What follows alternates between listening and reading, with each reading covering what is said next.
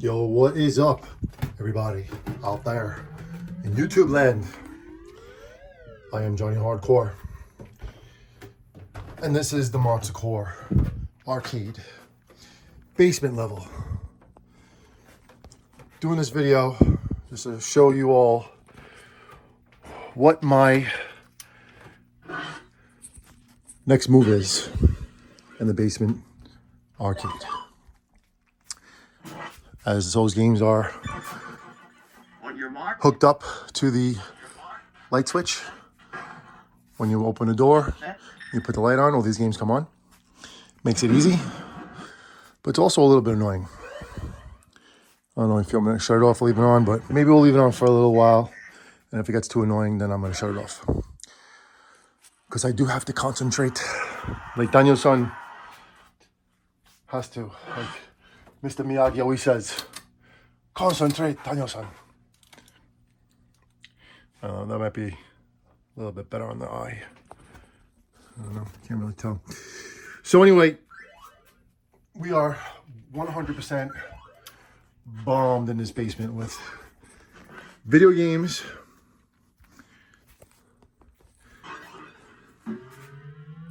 and pinball machines. Wall to wall. And this was done intentionally. I did this on purpose. As you could see me in the mirror over there. Hey, I left this game on. Good thing I came down to shut it off. So there is still clutter, but it's not garbage. It's Halloween and Christmas stuff and monster trucks and kid toys. As you can see, there's more. I'm sure if you watch videos of Monster Core Arcade before, you have seen the many transitions of the basement. The little moves that I've made and the big ones. This is where we are today. The present state of the basement. We are located in Westerly, New York, at Staten Island, one of the 5 boroughs of New York City. This is the most expensive pinball machine I ever bought. Got hammered by someone who first gave me an estimate of half of what he charged. Half. And I'm not going to get into that. It's very important to have a heater boiler in your home, but not when you get hammered in the head and it destroys your bank account and you weren't prepared for it and someone took advantage of you when, you know, they knew you needed it. So anyway, let's get on with it. First, let me shut these games off because it's really, now it's getting slightly annoying. So just pull that plug out right there as everything gets shocked. Little zappage. All right, how many times do I say all right in my videos? Count them. So before this wonderful boiler water heater was put in, we did have a wall hung, high efficient boiler, water heater, whatever the thing is called, down there. It's called a Lochinvar nightmare boiler that almost killed me and my girlfriend, no joke, from carbon monoxide poisoning. Because when the system gets dirty or it doesn't work anymore, supposedly you have to clean the inside of it. And I attempted to do that with instructions from the company, from techs and all that stuff. And long story short, when I did that, we put it in, everything was working the way it was supposed to be working. The heat was on, didn't seem to be making any noise. It wasn't actually making any noise. And I was tying up the pipes down here, you know, the PEX pipes and stuff like that to, you know, put them into the ceiling and get everything more organized. And all of a sudden, my feet felt like cylinder blocks, like cement, right? And I'm like, I'm getting really tired. And I'm like, oh, I must be really tired. I gotta go upstairs and eat and then go to bed, right? So I continue on. And then I gotta get this done though. You know, this heat's going, it's gonna get everything hot and the pipes are gonna be hot. And, you know, if I don't put the pipes up, they're gonna ruin things. So I gotta put them up. Anyway, long story short, as usual, I went upstairs. I was sitting on my couch, and all of a sudden I really did not feel right. I felt like I was gonna pass out. I was like spinning, like I was on some kind of drug. And I called my girlfriend. I was like, babe, I was like, actually I didn't call my girlfriend first. I called the ambulance because I really didn't know what was going on. As we stare at Judge Dredd, the reason for this video. But I called 911, right? It was freaking freezing. It was colder than today. Today we were in the 20s. So far, Staten Island has been in a deep freeze for the last week and a half or so, since New Year's. We've been in the 20s. We had one crazy day that was in 19 degrees. So we are definitely in the freeze mode. But anyway, going back to this incident. So I called the ambulance. Ambulance comes, two guys, asked me a few questions. They're like, did you do any work in a basement on a boiler? I'm like, yeah, I did. Like, okay, that's interesting to know. Maybe you got a little carbon monoxide poisoning. I'm like, I don't know, what's that, My carbon monoxide monitors were not working. So anyway, I started to shake it off somehow, right? And I was like, maybe it's my anxiety, maybe I'm just, whatever. And, I feel a little bit better now, right? So I asked them, what they think. They said, listen, and, if you want to come to the emergency room, we'll check you out. Let's, come on down. But, if you feel okay, then it's, it's better not to go, because this was also during the pandemic, during COVID, during the high points of COVID, when people were in the ER and they had like certain areas that were designated for COVID victims, people that were dying, probably still contagious and stuff like that, still spreading it. So it was very scary. Anyway, so I decided not to go to the hospital. Decided not to go to the ER with them, right? And I told my girlfriend, I asked my girlfriend, Vanessa, SHV, Salini Vikinga, who a lot of you have subscribed to her YouTube channel, and you've seen her in past videos and on this channel, Monster Core Arcade, and also our other channel, Monster Core. So she's a sound healer. She does sound healing with her certain instruments that are very calming, right? Helped me out a lot in my life with my stress and anxiety. So I was like, babe, could you come over and just hang out with me? It's like, I really don't feel right. I was like, I don't know what's going on. I feel like, I'm having an anxiety attack or something like that. So of course she comes. This is like 12 o'clock at night. And I don't think there was school next day. I can't remember or not, but I doubt there was school. If there was, her daughter was taken by her dad, by Vanessa's dad. So, we worked it out where she was able to do it. So anyway, so it's like 12:30, 1 o'clock in the morning. I'm sitting on the couch, and I'm like, I gotta go to bed. I think I probably had work the next day. I don't know what the hell was going on. I can't remember exactly, but or maybe I wasn't even at work at this time. I honestly, dude, it's so far away. I actually have a video of this in my other videos in the past when I was in the basement, and I spoke about it. So anyway, she comes over, and we have she tries to calm me down. She plays a little bit of her instruments and stuff like that, and after a while I'm like, let's go to bed, right upstairs. So I also had a cat. I have a cat, my black polydactyl cat, Bo, who's been with us for a long time, and he's still here, thank God. But anyway, he's in the house, right? So we're upstairs in my bedroom, the master bedroom, our bedroom, and I'm trying to go to sleep, right? So she falls asleep. She's exhausted, right? It's like 1 o'clock now, 1:30, and I'm over here in the bed fighting this feeling of like spinning, and I couldn't even explain to you what was going on in my mind, in my head, and in my body. I was like twitching. I couldn't move. I couldn't stop moving. I couldn't get comfortable. And then I remember like 4 o'clock or 4:30 in the morning, I get up, and I'm like, I really feel like something's really wrong right now. I'm like, babe, I gotta call the ambulance. I gotta go to the emergency room right now, right? So then I get up out of bed. I fall to the floor. I'm like, I can't even move. I'm paralyzed right now. No joke. I'm freaking paralyzed, right? I could not get up. And I'm struggling to find the phone to call 911. My girlfriend gets up, right, out of bed. And you know what happened? She does the same exact thing. She says a word. She goes, all right, babe, call him. And boom, she falls out right on the floor, right off the bed, right? I'm like, Jesus Christ, man. This is as real as it is. And I have kids too, right? But thank God, thank God for custody. Unfortunately, the word custody, this time it actually worked out, and my kids weren't home. So, anyway, so So I just, adrenaline kicked in with me. I stumble into to call. I don't know if my phone was broken at the time too with the screen, if the screen was cracked. And I called 911. I was like, I need an ambulance here right away. I was like, my girlfriend just passed out. I think she, I don't know, she just passed out. So I'm like, get here right now. And then, within minutes they get here, right? I'm outside in 15-degree weather waiting for the ambulance to come, and I'm like, not outside, but I'm like by the door. And then I see them. I was like, come on in, come in. She's out, out cold.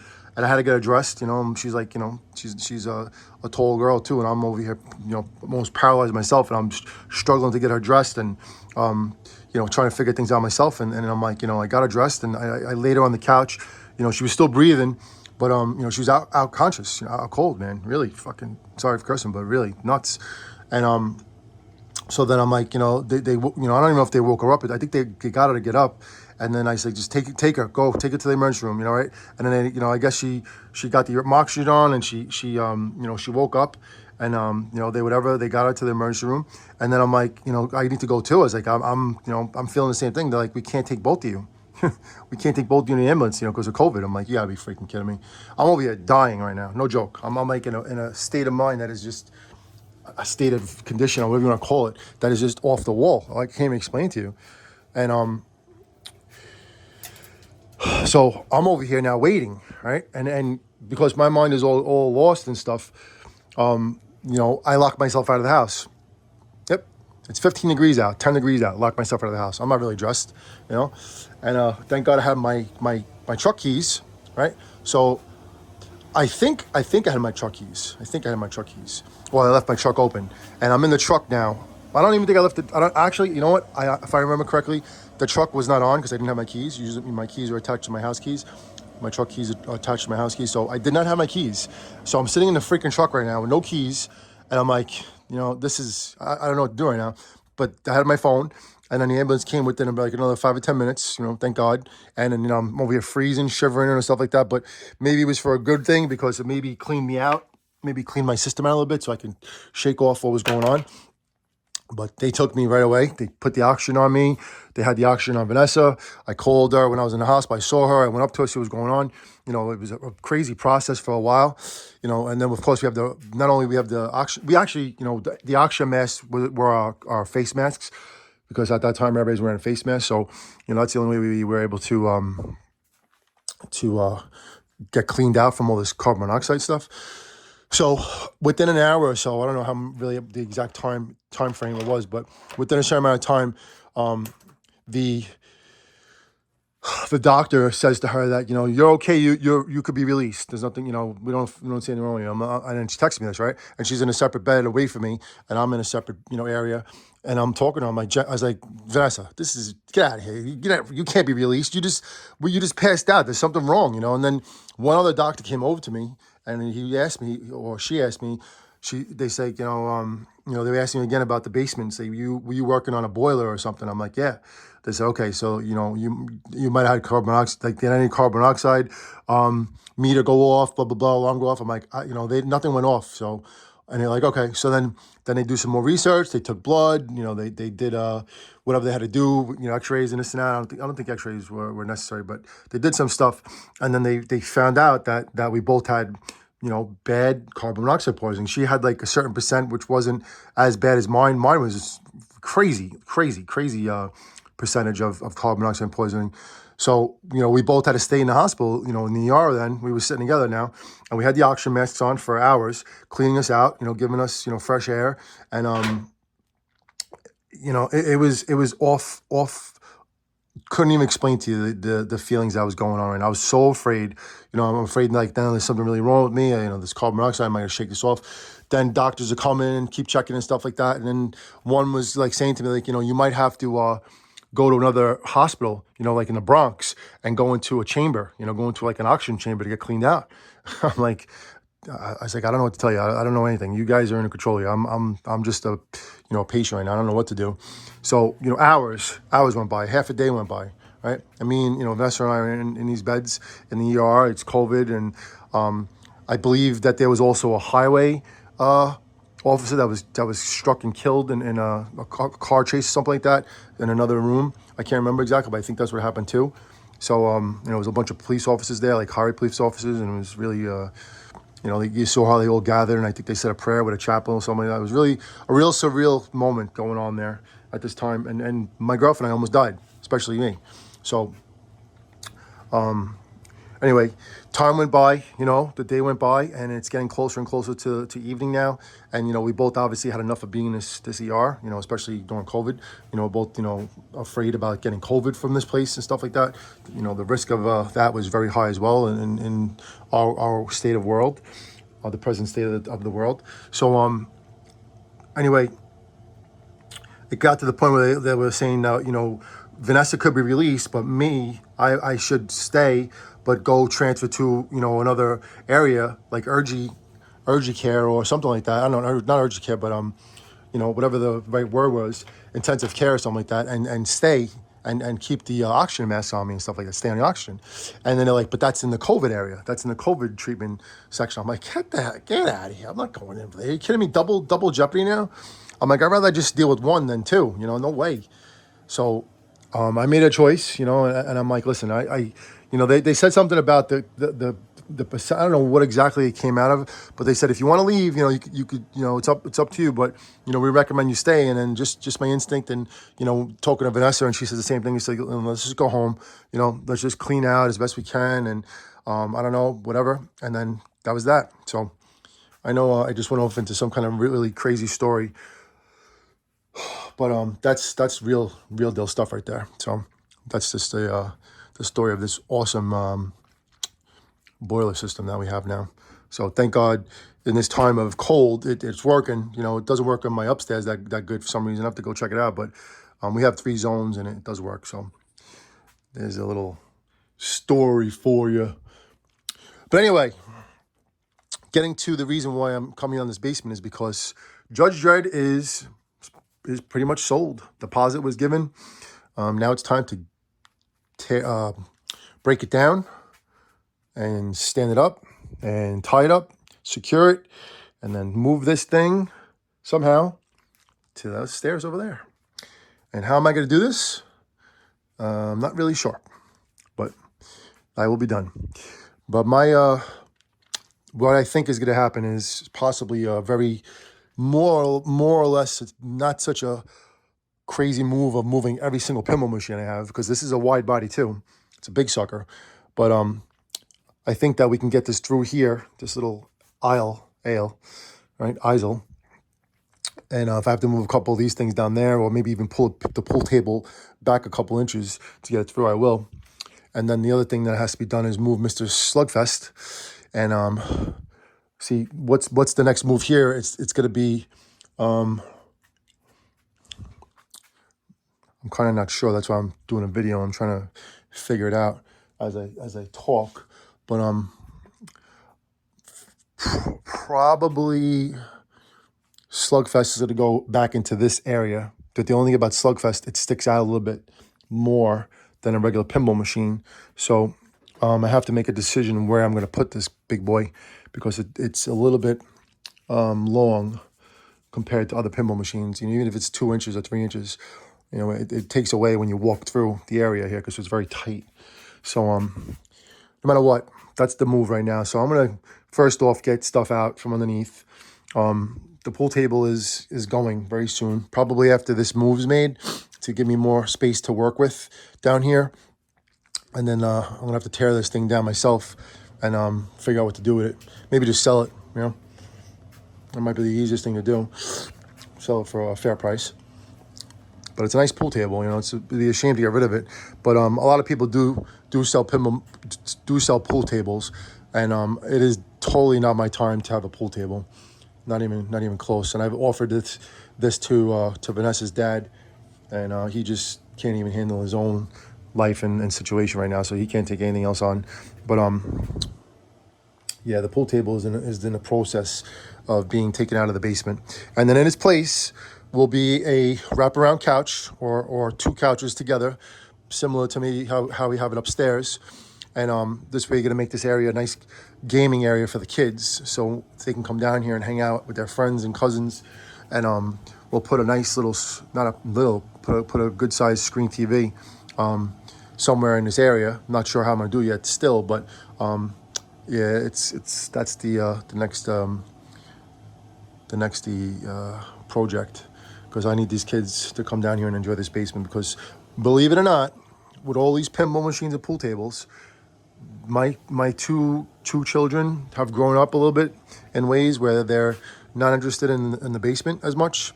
There has been clutter down here, so it hasn't been easy to get down, and I've been making moves. I sold a couple pinball machines and also brought down a couple, not brought down a couple, but maneuvered a couple more and made different space. So it hasn't been the like such a easy walkthrough. So that's also part of my fault that they haven't been down here. But it's cold now, and no one's going to be going outside anymore. No one's, we're not going in the pool, and the outside is pretty much off limits because it's just way too cold to do anything outside right now for the next few months. So the basement is going to be the prime place to for the kids to have fun. So that's my goal in the next couple of months, to get this basement in order for them to come down and enjoy. And stuff is getting put away. Like the trains are going to be put away. The trains are only out for the holidays.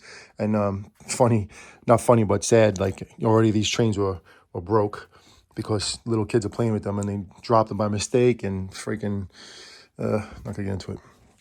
But anyway, so that's my plan for today. I got a couple things to do during this process, but I'm gonna clear it out, and then I'm gonna make my moves and then figure out how to get this sucker out of here, and I will be done.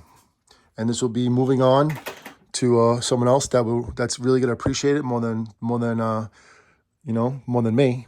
I did my thing to it. I restored it a lot. I added things to it. I had goals and ideas to make to gold the whole thing out.